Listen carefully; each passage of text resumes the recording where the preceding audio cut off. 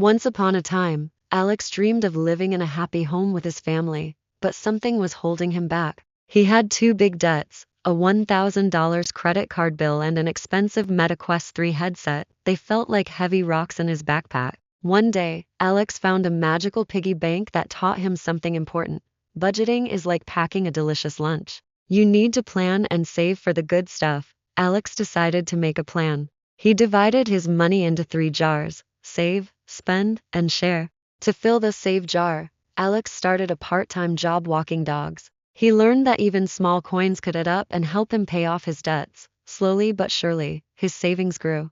The hardest part came when Alex needed to face his fear, calling the credit card company. His heart raced as he picked up the phone, but to his surprise, they agreed to lower his payments. Feeling brave, Alex sold his MetaQuest 3 headset, realizing he didn't need it as much as he thought. As Alex paid off his debts, he started breaking bad habits. He paid his bills on time, cooked meals at home, and stopped buying so much takeout.